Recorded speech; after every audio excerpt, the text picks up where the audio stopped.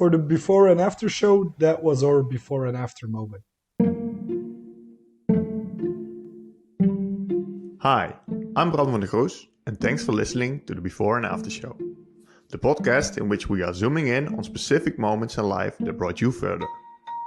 My personal before and after moment was specifically last year when I was not happy in my job. Fortunately, I was lucky enough that CCV gave me the opportunity to figure out what I really like to do. I have to say it was quite a challenge and I had to do a lot of puzzling, but eventually I knew what to do. Make podcast.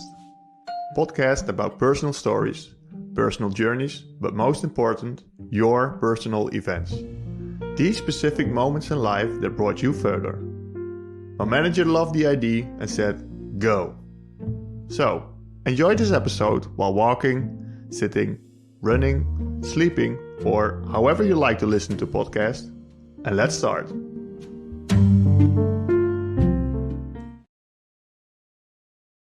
In today's episode, we have two special guests, Jacob and Victor. They are both the co-founders of Sundo. And when I first heard from Sendo, I was a fan immediately. And that is basically because I'm a ginger, redhead, light skin.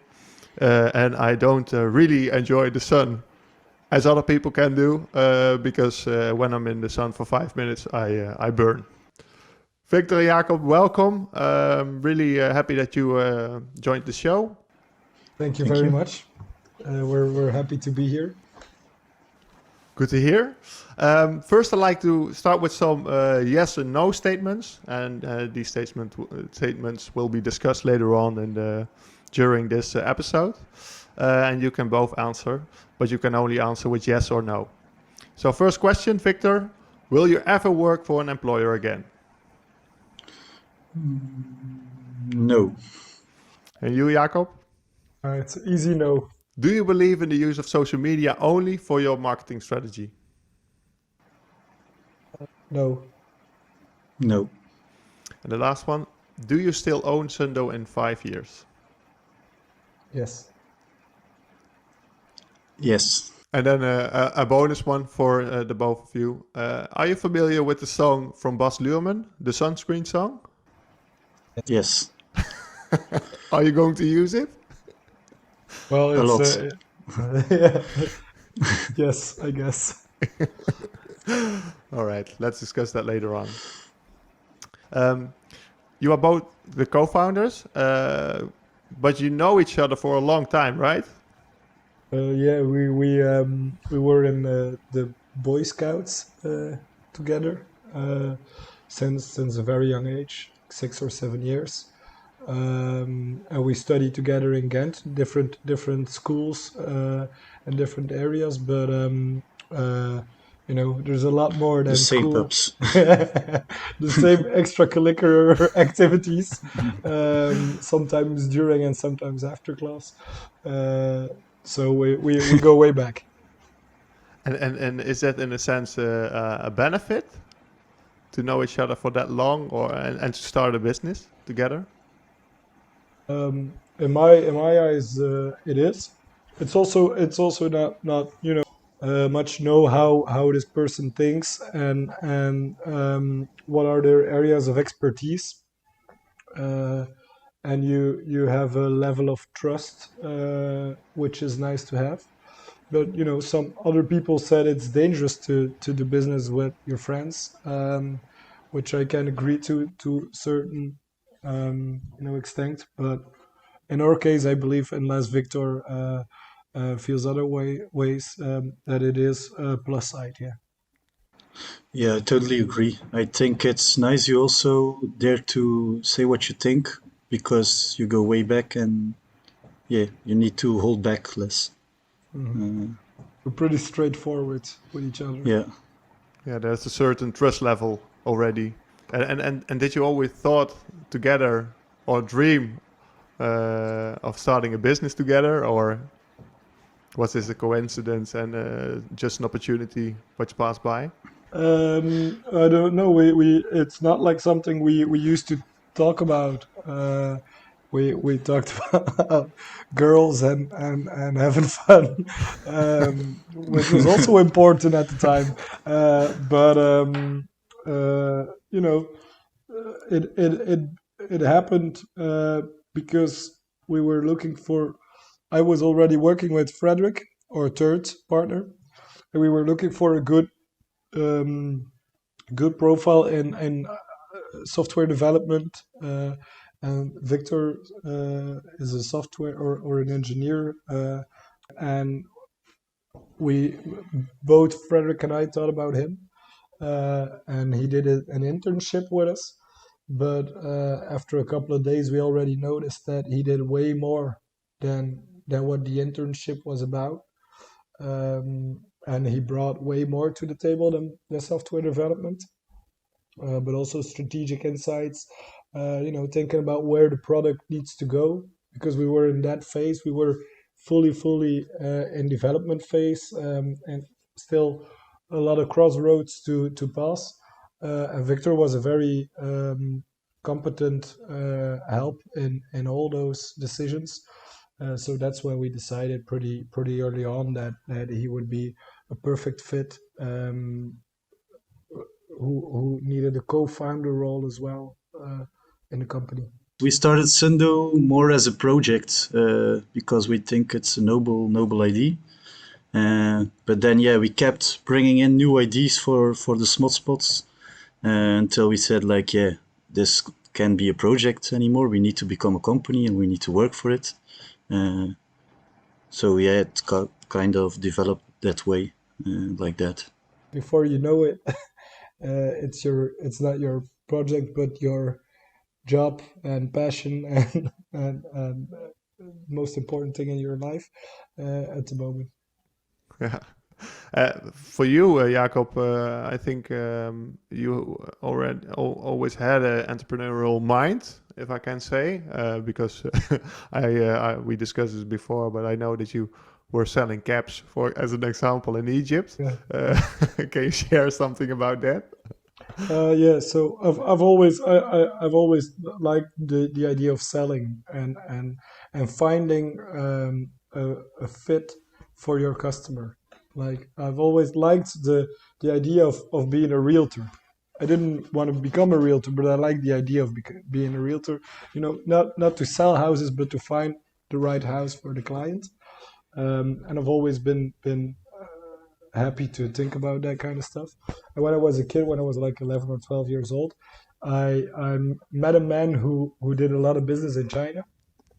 Uh, Met a man when you're 12 years old. That sounds weird, but he was a friend of my parents, and so he did a lot of business in China.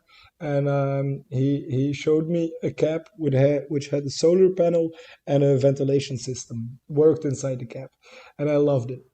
Just like you, Bram, I'm a ginger. I love the sun, but the sun doesn't love me. And I liked this project or this product, and I asked him if he could buy some boxes for me. He bought a shipment, and I started selling them, and in Belgium, first to friends, but also on these little markets we have once a year where everybody can sell stuff. And then when we went on a family holiday to Egypt, I was a small guy. I didn't need a lot of clothes, so I packed some of my caps, and I started selling them. At the pyramids of Giza and all the tombs. Instead of visiting, I stayed downstairs and sold to the other tourists because I liked it a little more than the pyramids. Which is maybe a shame because it's a world wonder, but You you're didn't a know kid. at that time, maybe, Yeah. but you stopped. You stopped that business after, right? Yeah, I'm not in the solar cap business anymore. I don't know how the market is doing nowadays. I haven't seen too many. I think I sold one to most of my friends and some family. In Egypt it was funny. A little ginger man between the other more Egyptian-looking marketeers. it certainly was a unique selling proposition. Absolutely. And you can always use it as a backup plan if Sundo Yeah. doesn't work. Let's hope it sticks with standing. That is not needed, yeah. And for you, Victor, do you have stories like that as a little entrepreneur, or didn't you dream of becoming an entrepreneur? For an entrepreneur, I was more the computer guy, so I spent a lot of my time playing Age of Empires, for example, in my childhood. Then when I grew older, I started building websites and stuff like that for my own.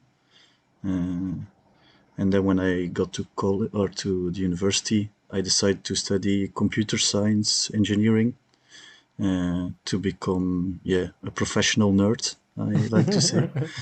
Uh, so yeah, I took some projects, but not really like Jacob, not really the selling. I believe I they was might have been more. more profitable than the cabs, Uh, but yeah. Yeah, you could have built a web shop for the caps for Jacob at that time. yeah, perhaps later. Yeah, exactly.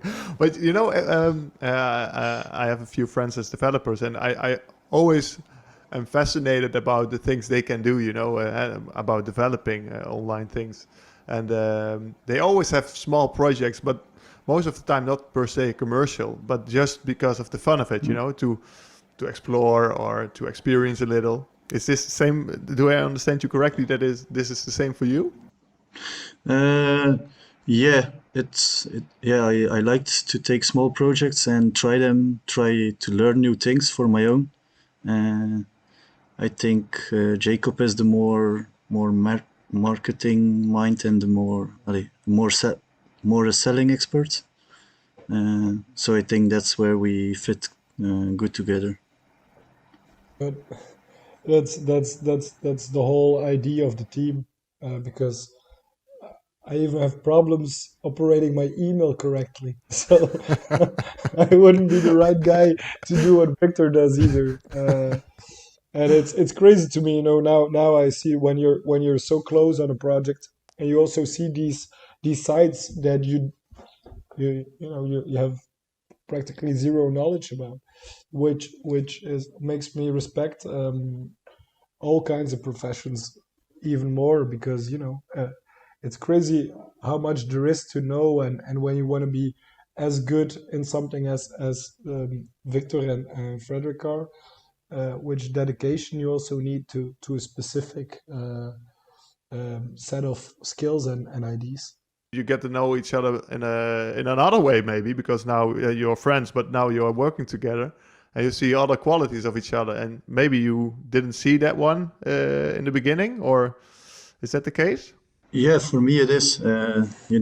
Like if you see Jacob, he's a great talker. I know him since he was a kid. It was clear back then. But it really impresses me how good he is with people. And when I hear him talking to people, I think like, oh, schmoot. It's very nice of you to say. And I don't want to, it shouldn't be a big round of applause for each other, but it's for me, it's the same. I knew Victor was good in the things we wanted him to do.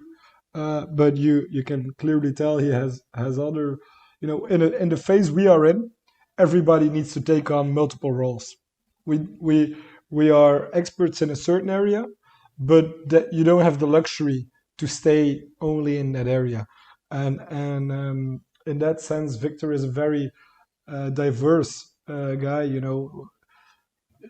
You're even becoming a handyman who's in production half of his time. Those are things that are cool to see, that everybody is willing to explore more than their initial package, but it's also needed.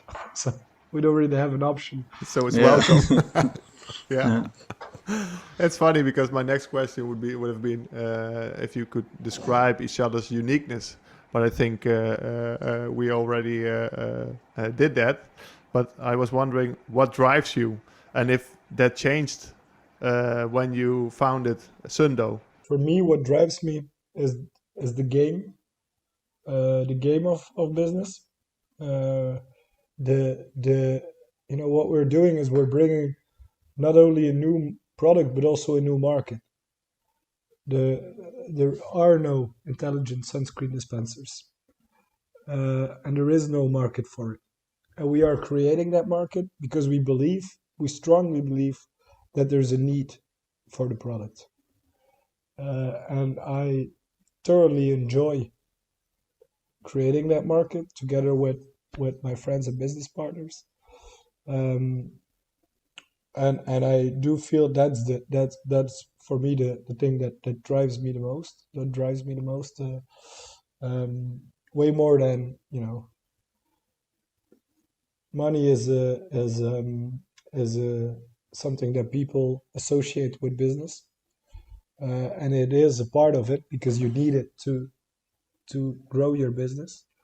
But I think for a lot of people who do this, especially startups, it's way more about the game than it is about the money. You know, we're just trying to win the game. So this was the same before as after you started with uh, Sendo. well, I had the fortune to work in two nice companies before I started this, or we started it, and I like those jobs. And there was the game of convincing the customer, but it's another level. It's on another level, undisputedly. For me, other people might have the motivation to do it always. I'm not I wasn't the perfect employee. I think not a bad one, but when you see what you're doing now for your own company, there's a difference. It's also, for me, it's also the appreciation you get from people. Like in my opinion, Sundo is a very noble cause. And then it's really nice, especially now when we get some attention in the media and stuff. People come to you and they say, "Hey, really cool what you did, and it's a nice product." And that's yeah, uh, very very nice to hear and very cool to hear. Like, hey, I'm doing something good, uh, and I don't want to be too dramatic, but it's kind of like in our way we're changing the world a little bit to make it a little bit better. So that's really nice, and that drives me. Didn't you have that before when you were working for employers? Because you were developing as well, I guess. Yes, um, I've had the same, but now it's your business. Before yeah, you could give your opinion on certain things, but it never really was your product. You just helped. Now it's like it's our ID. So we created it, we invented it, so that's nice. It's more your, yeah, well, as they say, it's your baby, and you Yeah. want to, Yeah, yeah, yeah, yeah, exactly. It Ah, it that's feels like it feels like your baby. yeah, yeah. That's You don't, you that's. both don't have babies, right? Only no, Sendo. yeah, But Frederik has two sons. Ah, okay, yeah. So he knows. Yeah, yeah. he probably put Sendo on the third spot. So Probably. there he needs a little change. No, that's good. We like his sons as well. They're good guys. Ah, but it's a nice thought, that you are friends and family of each other, and I think that helps the business as well. But there is always I can imagine there is always a risk, and that is what you were saying before, Jacob, about working together or starting a business together with friends or family. Uh, uh, there are risks that it doesn't work out, and then that relationship Mhm. doesn't work out anymore. Um, Yeah, that is true, but there's also a risk when you're not in business together that relationships change. Everybody grows older. I'd rather take the risk than that you have a close friend which you have a nice company with. And if you keep respecting each other, even if the company doesn't work out, I think the relationship can still exist. Than being afraid of working with somebody that you respect and will be a good addition. That's a great mindset. But we'll see. Maybe we'll hate each other in a couple of years. Let's hope not. Well, at least at this point it's going well, so that's positive, and we live in it now, right? Right. That's true. All right. Yeah, you both already mentioned that you went to Jacob. You went to high school. Oh no, to the university, and both to and Victor as well. But you studied something different. I After didn't go that, to university. I did a bachelor's oh, college. bachelor's. Okay, sorry. Mm. After that, it was time to start working. So you didn't immediately start with Sundo. What did you expect from your career at that point? At that point, I was looking for a job which gave me some freedom, some opportunity to go abroad, and which I could learn a lot. I always had the idea before you're 30, you don't need to worry too much about your pay. You need to worry about what you learn. Uh, the pay wasn't bad, it was standard, market standard, but the company was interesting and the people were interesting, uh, and that was it was a good decision at the time. I'm happy I made it. Probably would make it again if I was um, back in time. Uh, but it I learned a lot of things, and I hope that they're happy that with my passage there. Um, but now I'm very very content with the jump we made to start for your own. Uh, but I don't think that I would have been mature enough to do what we're doing right now 3 or 4 years ago. Those first few years, for me at least, because I was still a big kid at heart, um, were really useful to learn how do businesses operate and all these things like overhead costs and stuff that you didn't exactly know what it was. You learn it on somebody else's time and on somebody else's budget. If you need to figure all that stuff out for your own business, then that's gonna be hard times. I think. By the time I started working, I already was involved in Sundo, so we're doing this for 3 years now, I think. Um, so I always expected, like, yeah, or dreamed about one day, like, yeah, Sundo will be perhaps our company. Um, I didn't think it was gonna go so fast. Uh, but I always expected, like, okay, I'm gonna work 4 or 5 years and then we'll start with Sendo. Came a little bit faster, but yeah, I'm glad It was more it like did. 5 6 months. Yeah. Both worked already on Sundo. You started 3 years ago, but that was parallel with the work you already did. How did you manage? We didn't get much sleep back then, I think. uh, we also did the Ontsmetting Cell project, so yeah, through COVID.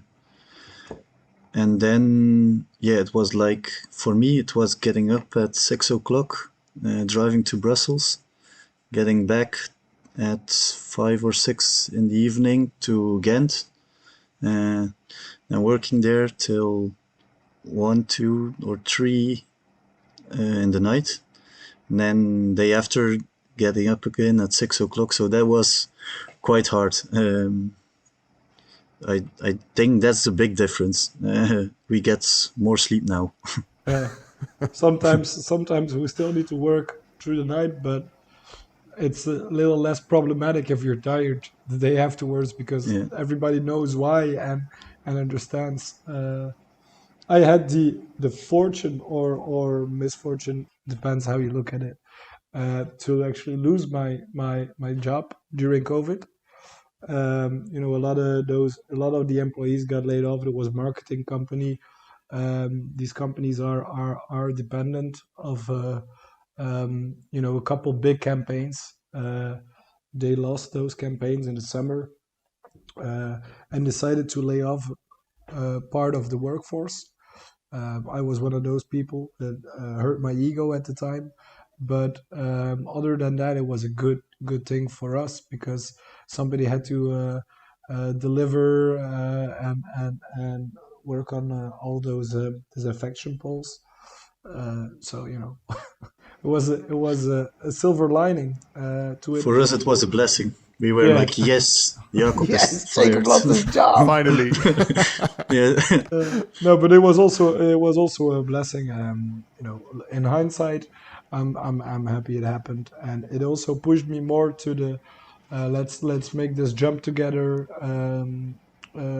moment in my life.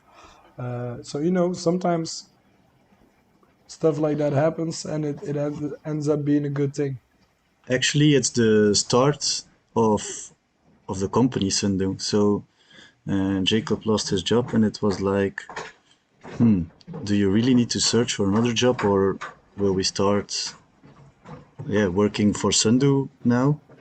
Uh, Yeah, there so was yeah, it's quite a my parents were like, coincidence. "Aren't you going to look for a new job?" And there was zero urgency in my mind because maybe you already kind of decided that we I'm not gonna look for another job anymore. But then I ended up doing it. I went had a very nice offer at a really amazing company that I still think would have been a good opportunity, but just not as good as doing this. And the guy of the company also completely understands. He started his own company as well a couple of years ago. And when I told him the reason why I wouldn't join in his adventure, he completely understood. There's a difference that he cannot make up with wages or with other stuff. Yeah, that's the beauty of. Yeah, well, at least when you have that mindset, that's the beauty of starting for yourself, I guess. But if you are really stuck on your wages and all the things you get at your current job, that could be a bit harder. Um, Victor, I think you stopped a bit later with your work, right? You didn't have to stop due to COVID. Yes. How was that for you? Uh, yeah, it felt good at first. Well, it still feels good, but I was. I remember there's one time I really panicked. I worked as a software engineer, so yeah, we have nice wages and I've had a nice car. And then we started to work for Sundo, and I needed to hand in my car. And that was like, I remember Jacob drove me, or we drove with two cars to Antwerp. And I was like handing over my car, and I was looking at it, and I thought like, it's a nice car.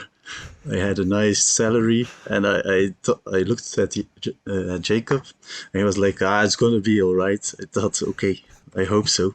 Uh, but then I panicked a little bit. But And I just went to get lunch for us when you were, and I bought these sad sandwiches, which we had to share. And our, the cars we drive now are second-hand old cars that they run, and that's what they need to do. There's nothing wrong with them, but it's not the German premium car you're giving yeah, up. Uh, I remember the look in his face, but it was yeah, I okay. thought like, damn, it's a worldwide pandemic, and I'm gonna I'm start a retiring. company. Yeah, Yeah, but that those moments can be a motivation for the future. yeah, yeah. And at the moment, I'm very happy with the decision we've made. Yeah, Would Yeah, like I said, I wouldn't go back. yeah. You never regret it.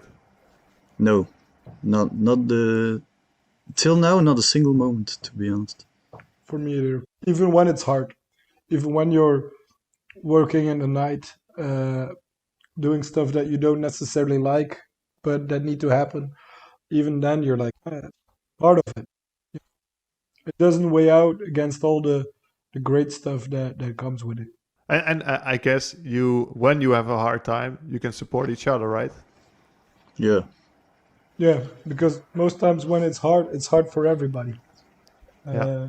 Because we have a philosophy, which I think is a very good one, in my humble opinion. But we believe that every problem we have is a problem everybody has. Like if I have a problem on my side of the business, that's also Victor's problem. That's also Frederik's problem, and vice versa. So that's you can never say you need to fix this, and that's something that I do think is very important for our structure. Can you give an example of a situation? Let's just say that it's more on production side. If Frederick would say the supplier will not supply this in time, uh, it would be easy to say that's your responsibility, that's your problem, you need to solve it. But it doesn't work that way. Uh, so we need to look for a solution with the three of us. We need to think about it. We need to think about plan B, plan C together. Uh, and that's something, that's a big luxury you're missing. Uh, when you're in a bigger company, you have your own division and your responsibilities end and start within that division. Um, but that changed, uh, and that's you need to switch a little button. But I think it's a very good thing to do, and I would recommend it to everybody who starts with several people to have the mindset of every problem is also your problem. I guess it takes the stress away as well because you have each other's back. Yeah, yeah, you Yeah. need it as well because in every division you're gonna have trouble. Uh, Especially you're gonna have trouble in 10 years. So uh, with this stuff, with starting a new product in a new market, obviously you're gonna run into some kind of trouble. Let's hope it will take a long time. Well, maybe problems are good for the company Yeah, as well, right? yeah, yeah. Yeah. And I think they're normal as well. Yeah, so I think it's a change in the mindset, right?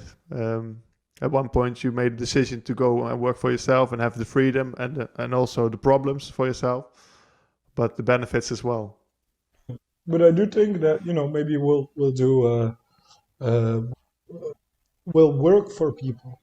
You know, we might have a company that wants us to develop something, um, or have a consultancy part in a company.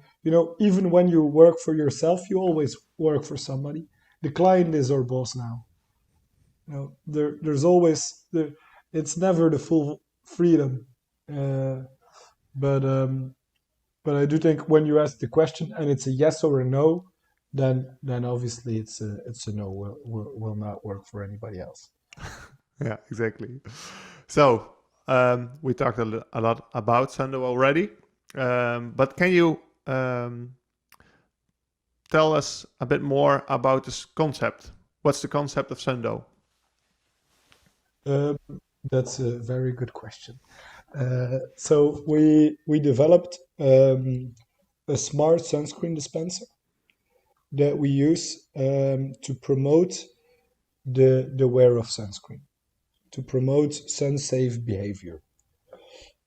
This device is made to place in the public domain, to place in your beach clubs and your sporting clubs, as well as on events. Uh, the device is a smart dispenser, so you put your hand in it, contactless. It gives you a portion of sunscreen direct use. So no microplastics, no single-use plastics. You use the sunscreen as needed, and you go enjoy your day and enjoy the sun. Because we are pro an active lifestyle. Go outdoors, enjoy the sun. Just do it sun safe. We are in the business of producing, leasing, renting, and selling these devices, Uh, called the smart spot. And what's the smart spots behind the smart spot? The words. I'll let Smot, Victor. smot is smotten is the West Flemish word for to apply sunscreen. Uh, so we thought it was kind of nice to add some West Flemish in our product, but it also stands to be a little bit more international. It also stands for skin matters over tan because a nice tan is perhaps nice to have, but your skin is more important and your health is more important. But we would really like it if our ambitions are European or at least or global actually, and we would think it's very funny to bring our small dialect of a couple 100,000 people and sneak it in to the vocabulary of the world. Victor came up with the name, and I was immediately sold.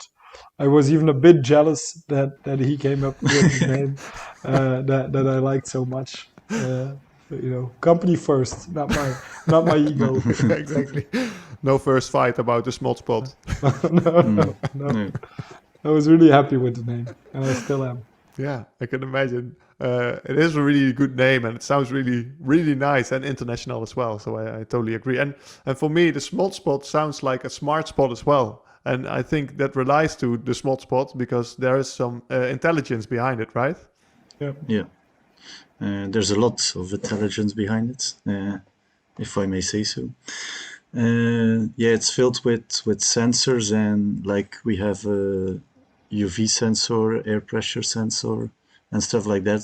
So we collect all these data and send it to a server in order to collect information about when people apply sunscreen, and perhaps more important, when people do not apply sunscreen, uh, so that we can motivate people to tell them like, hey, the UV is quite high today, although you don't notice it because it's quite cloudy perhaps. You need to apply sunscreen.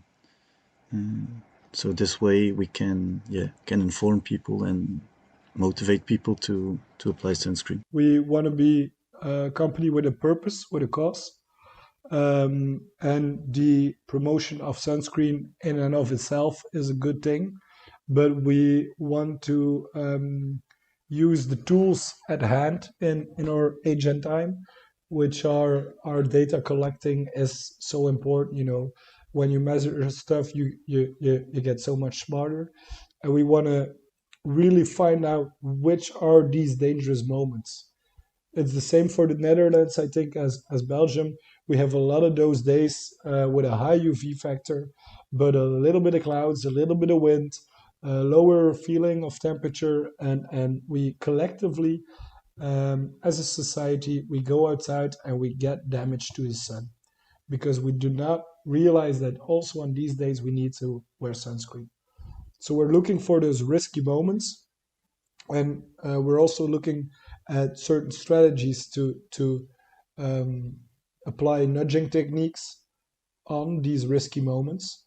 So this summer we're not only looking for the moment when we have the problem, but also for a possible solution for on these moments. So if you have a nudge that can be deployed on these moments, I do think you have a very, very strong story, and you have the possibility of having a huge positive impact on sun safe behavior.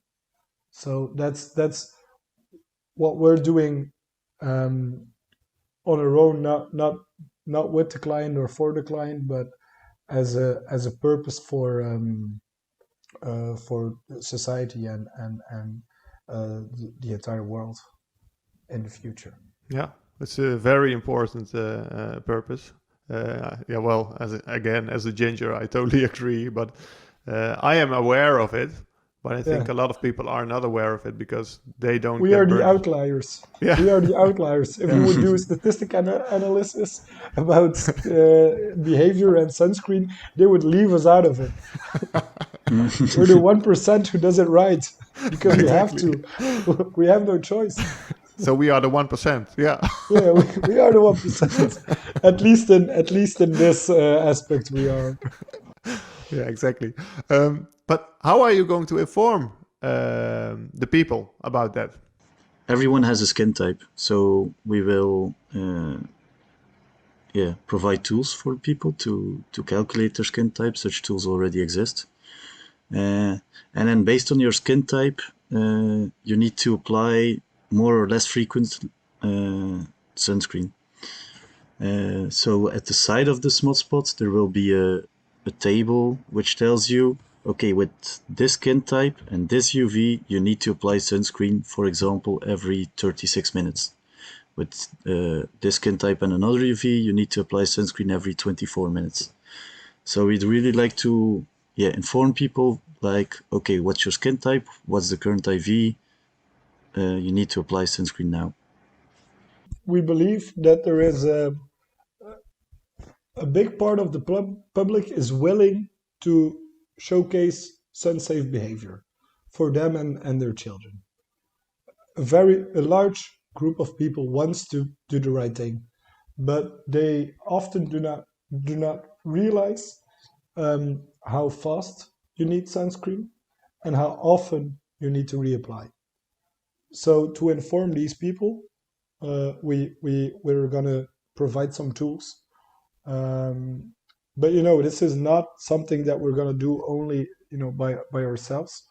The data that we're collecting is gonna be used in research. We're talking with several universities, also universities from the Netherlands, to use this data that we're collecting, this unique set of data that we're collecting, and we're gonna use it to share it with people that need to know and that can apply their knowledge to this data, to make good assumptions.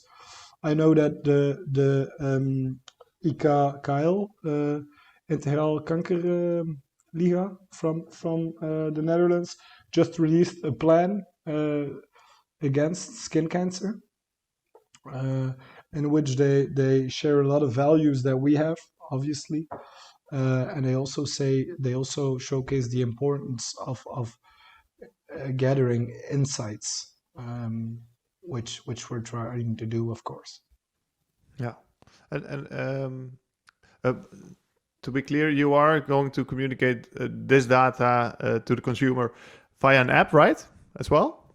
Yeah, Yeah, yeah. exactly. And the data for the universities, they don't need the app for that. You can just share it with them. Mhm. I'm wondering, what is the business model then behind Sundo? Is it the data, or is it paying for every tap you get, or? On one side, we have the facilitator, for instance, the government, who says, "Okay, I believe in this project. I'm gonna place some of these smart spots in my area." In and of itself, that should be an interesting thing for them to do, because studies show in Belgium, but it should be comparable to the Netherlands, that every euro invested in skin cancer prevention, in primary skin cancer prevention, saves them 3.6 euros in the future that they do not need to spend on healthcare of people who get sick. So even without thinking about the people who get sick, but only about the economics of it, it already makes sense to do it. And then you're ignoring the human aspect, which you should not ignore. Um, so they are a part of the people who pay.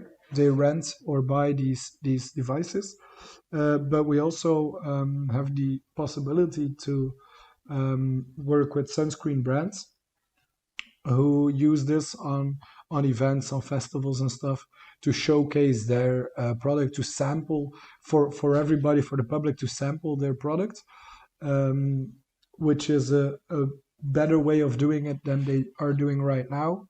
Now it's with a lot of microplastics, it's with a lot of single-use plastics. There's a lot of sunscreen that doesn't reach the consumer. Um, with the classical way of sampling. So I do think that we have a strong offer there as well. The data, as we just discussed, the data for insights in the patterns, we won't throw them for grabs for everybody, but for the people who need to know, like the universities, I don't think that we're planning on selling, this stuff. It's more to gain partnerships with them and gather insights as a collective. Yeah, and help in that sense the community as well. Yeah, Yeah, yeah. yeah, That's our purpose part, yeah. you know. I think Frederik is the brain behind the idea, right? Yeah. How did he come up with it? Well, Frederik, his wife has a pharmacy in Ghent, um, and next to the pharmacy there's a soup bar, and it was quite a warm day, I think, 4 or 5 years ago, perhaps. And he looked at the people and saw they were like burning uh, while they were sitting there, while they were eating their soup. And he thought, how is this possible? There's a huge poster here telling buy sunscreen, you need to apply sunscreen. And he thought, why don't they do that, or why don't people who are sitting there do that? And then he started thinking, can't I invent something that's smart, because Frederik is also an engineer, so he's like very IoT, which is Internet of Things minded. Uh, he, he thought about how can't I invent something that's telling people when they need to apply sunscreen so that they don't burn. Uh, then he started thinking about that, but then he came to himself and thought like, I need someone to sell this for me. So he came to Jacob. They started thinking a little bit further, and they thought like, perhaps we need someone who's good with IT. Then they came to me, and we started, brainstorming and writing some code, brainstorming a little bit further until we arrived with the smart spot. When you first heard of the idea for the both of you, did you believe in the concept immediately? I did. I don't know about Jacob, but I thought it was a really good idea to provide some sunscreen to the people without micro packaging. I did. I immediately believed in the purpose. I did not immediately believe in the economics behind it, but I do think that we nowadays we have a good offer in which all parties involved win, and it makes sense who's paying right now, for what and how much. But I immediately was involved, or believed in the idea, and I figured that we'll see how we'll make it economically interesting, or valuable, and I hope that we succeeded in that part as well. I was wondering, you already mentioned it before, but what was the role of Corona during this progress? Was there a role for Corona? We worked on the disinfection poles, learned how to work with each other. We made a little bit of money, but most importantly, we had the time to prepare for this summer, which I'm very grateful that we had. Um, I wish we still had 5 more years to prepare, but that it doesn't work like that in business. You always need to go a little more early than you're completely ready to go. But I'm very happy that we had the year. Yeah, it was the first time. We've already said it before. We needed, for the disinfection poles, we needed to work a lot allee, late in the night. And then it was like the first time we thought like, damn, we work good together, because even when we're tired and even when we have some problems, we still try to fix it, work with respect to each other, and yeah, just get things done. And that was like, maybe we need to move a little bit faster in Sundo as well, and start working for Sendo. For me, it was the first time I thought like, okay, this is going somewhere, and we're a really good team. For the So, before and after show, that was our before and after moment. It also shows you have a negative thing happening to you. Your clients tell you we won't be doing it this summer. You've been working on this really hard. It's excuse my French, but shitty at the moment. But you go back a little bit and you come back next summer so much stronger. Also for if some starting people are listening, I think they'll recognize uh, this situation. It doesn't need to have a global pandemic to have a client say no to a project or rethink about a project. And sometimes that means you need to go a little harder on the product and the ID. You can come back a lot stronger. So I do believe that's the situation for us. Now we're going to be at 75 devices instead of 25 to maybe 100, or maybe even more. We'll see. Thanks to this podcast, we might have 50 new orders. But it's sometimes life's funny like that. Life's funny like that. yeah, you cannot plan it, and it always brings you something. Yeah, if you have the positive mindset, I believe. You do need to have a positive mindset. I think when you're trying to start a new company, um, there's way too many opportunities to give up. Yep, There's but there's one every week. There's an opportunity to give up, but that just shouldn't be an option, I think. that's true. If you look at the competition, how is the competition? Is there competition? After the Well, podcast, maybe it is.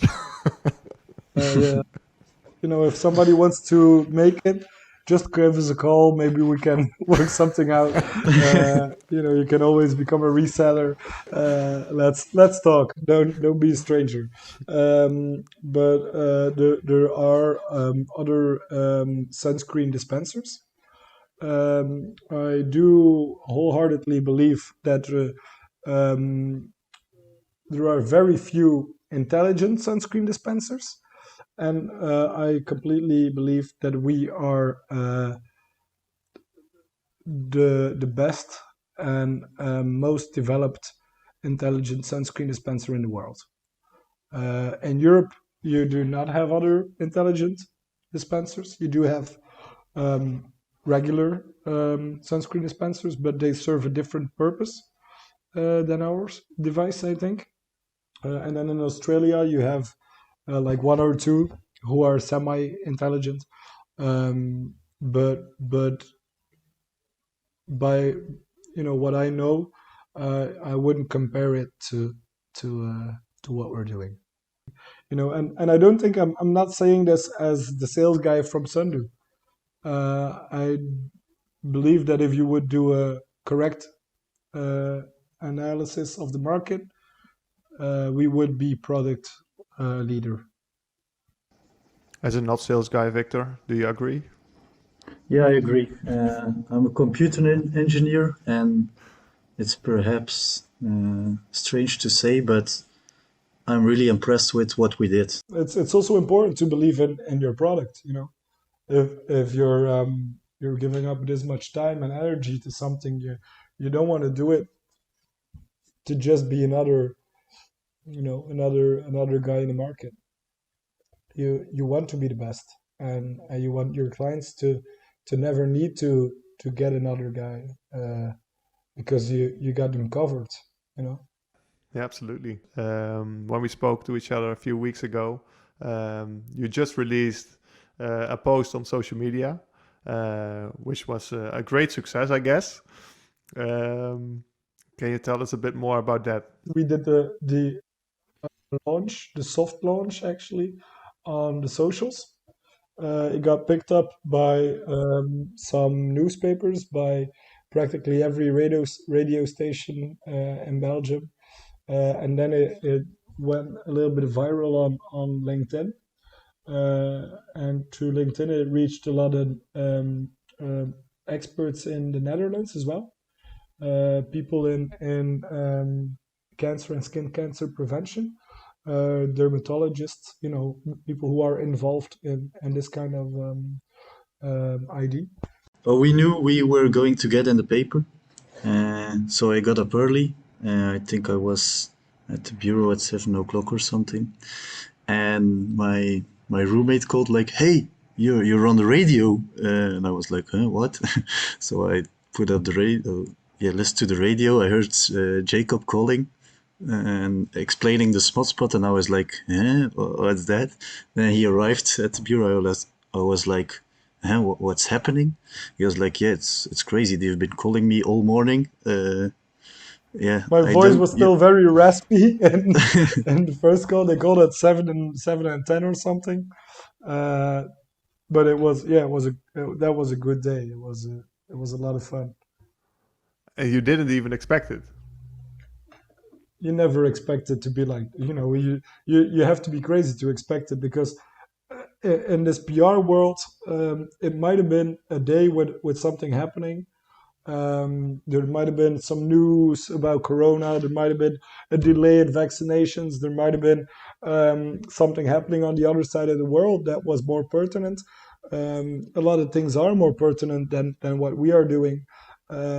You just got to be lucky. And we got lucky that day. I remember the day after we got in the press, there was so much commotion about the government releasing new measures for COVID. Uh, we wouldn't even had the original article released if it would have been on this day. So that's we just got lucky. The wave started going, and we just surfed it. Uh, and you try to put the wave in motion, but to be honest, more than 50% of the work you don't have it under control. It's the it's a special world, the world of PR. Yeah, I can imagine. Well, I believe so, and that relates to the question I started with as well. The statement: do you believe you can grow your business by only using social media and your marketing strategy? I think you already answered that question by saying, "Yeah, PR. You don't control PR, right? You don't control it. You can feed and you can try to nudge people also via social media, but the only to use it as an only channel." But your question is a very valid question, and I do think that a digital strategy is really important in marketing. Probably, or quite probably, the most important at this point. Um, and for some companies, it would be possible to only use digital. Um, but in everything, doubling down on only one thing, it's a dangerous strategy. If you need to have a little bit of a couple channels, and you'll see where your product or your ID thrives the most. Just talk to your clients, ask them how they got to you, how they got to know you. Ask everybody that talks to you about the thing, where did you see or hear from this project. um, but socials only would not be uh, enough for us, I think. And also, we're an out of home marketing device for social for brands in sunscreen. So that shows that we believe in a very classic way of marketing, out of home. Billboards are something similar to what we are doing, only with the added value of sampling. Yeah, yeah, that's nice way to look at it as well. Absolutely, because with the sampling, yeah, you can give something to the brands as well. A big opportunity and a Mhm. lot of exposure. That's true. And what's important here, when we're looking at this side of the business, we're looking at, for instance, Tomorrowland, uh, or Lowlands in the Netherlands. Play festivals like this. We put these devices. People use their tags, their festival bracelets to scan the device to get sunscreen. That way we know Bram got sunscreen on Lowlands on this day. We can, we can tell this to the company that we're working with, um, and we can put this in the marketing funnel, which is really interesting for them. You got free sunscreen. They hope that you liked their sunscreen, and maybe you did, and you end up buying it in the future. It's good for Lowlands, it's good for the visitor, it's good for the brand, and it's good for us. Everybody wins. There's no microplastic, there's no single use plastics. And everybody, at this point where you're sampling, you have no idea who uses it, where they use it, when they use it, and if they even use it. We solve those problems with the Spot. I was wondering what kind of platforms do you use, but this will be one of the biggest platforms, right? Events. Mm-hmm. Mm-hmm. Mm-hmm. Let's hope so. We're as well professionally as personally. Um, I believe I speak for Victor and myself and Frederik when I say that they would like to reattend some festivals, some bars. Um, you know, I believe we're in the home stretch of COVID. So let's keep up the good work, and we can enjoy our summer. Absolutely. So what will the future look like for you for Sundo? For this year, we aim at 75, 100 small spots around whole Belgium, perhaps some in the Netherlands. A lot of cities, then some events, hopefully, if COVID is a little bit more beaten. And then for the next years, dream big, I suppose. Yeah, I 100% agree. This is for us a very, it's a big test. But if you can find a market and find people willing to pay during a global pandemic in a country with not so much sun, then I do believe that we can grow this on a European scale. And after we've conquered Europe, and also during, I do think we need to start looking at the Middle East, at Asia, at America, Australia, globally. But I do say the Middle East, Asia, and Africa as well, um, very prominently, because we don't want to be another Western company that thinks the world starts and ends in the West. Everybody needs to wear sunscreen. Um, Bob Marley died of skin cancer, and he wasn't exactly a ginger like we are. So we wanna be everywhere. We wanna change the world, one small spot at a time. So if I ask you the question again, in 5 years, will you will you still own Sundo? Globally. That's a great dream, great ambition, and I truly believe in this concept. So, yeah, it helps so many people, and it fights skin cancer as well. So let's hope this dream will come true, and that you can grow and take over the world with Sendo. Should be great. We're doing that. Yeah. Okay, guys, thank you so much. It was really an inspiring session. I really enjoyed it. I hope the listeners enjoyed it as well. My last question for you is, do you have other inspiring people in your mind who can join this podcast as well? Yeah, I think that Jonas Malisse from Too Good To Go would be very interesting. He's a Belgian guy who started Too Good To Go in Belgium. So the company already existed, but he did development in Belgium, and he's doing it right now in the States. These guys are growing at a rapid speed, uh, and they are also very purpose driven, fighting food waste. I believe he has um, a lot more interesting things to say than we do even, um, and he would be a fit for the program as well. Yeah. Okay, great. Well, thanks. Thanks also for the listeners. Thanks for listening.